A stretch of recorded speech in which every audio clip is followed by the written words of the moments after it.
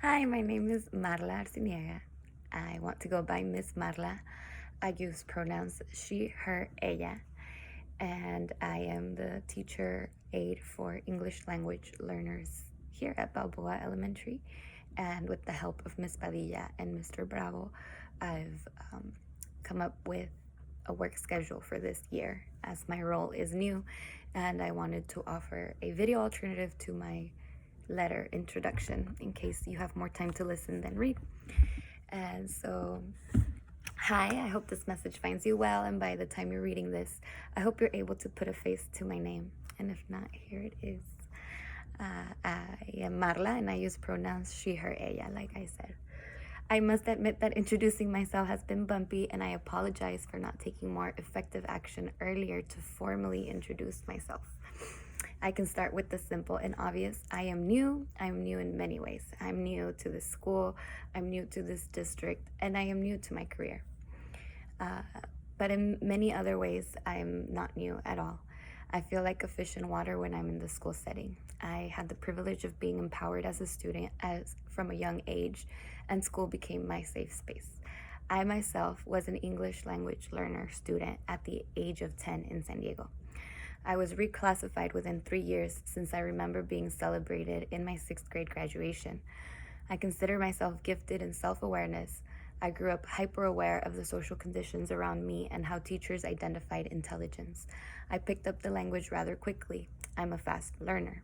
From then, I was often given leadership roles as peer mentor, class leader in school, because I stepped out of my place routinely to help my peers who were overlooked and, in my opinion, simply misunderstood, not listened to, or just needed an extra hand. After high school, I went to Southwestern College in Chula Vista, where I earned an Associate of Arts in Cultural Anthropology. I transferred to UC Santa Barbara under the same major. I have 7 units pending to complete my bachelor's. They are independent study courses that explore critical race theory applied to outdoor education. My fields, my classes in fields such as Black Studies and Sociology increasingly spoke of institutionalized racism, racial gaps in achievement across topics such as financial independence, academic accomplishments, workplace management, healthcare access, secure housing, all remained constant according to recent studies. My vocation in this setting became to adopt the voices of my now idols, Bell Hooks, Toni Morrison, Paulo Ferrer, to name a few. The professors placed on my educational path all seemed to be members of the same band who knew the lyrics to the same songs of education for liberation. I was trained with a point of view that includes the oppressive and racial history of our education system, and I was given the tools to reframe the classroom setting for truly teaching diverse populations. I began my community involvement at UCSB in the neighboring streets to the school, an area also known as Isla Vista. As a member of campus organizations such as Ideas, Congreso, Mujer, and Students for Justice in Palestine, I offered free tutoring services to families in need around the school. I encountered third graders who could still not read or write in complete sentences. When I would visit their homes, I would realize many times the support at home lacked the structure needed for the student to excel. Parents listened from their living rooms with gratitude as they watched me support in ways they wished they could. I discovered how much confidence some parents needed to even dare admit they can't read or write themselves. Sometimes English was the problem, sometimes they didn't know how at all. I grew empathetic of parents who, like my own, think their best job and effort is to drop off and pick up their child from school. They trust educators and students to do all the work.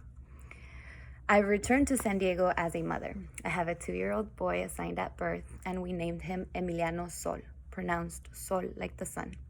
He loves animals, books, ice cream, and singing. We live in Chula Vista with my parents and siblings. This is my first job since my maternity leave in Santa Barbara in 2019. I've really enjoyed coming back to the school setting and hearing my brain make all the connections I love again. I will be working specifically with English language learners labeled in the minimally developed category of the test, and my goal is to have them test at least one category up into being in the somewhat developed label.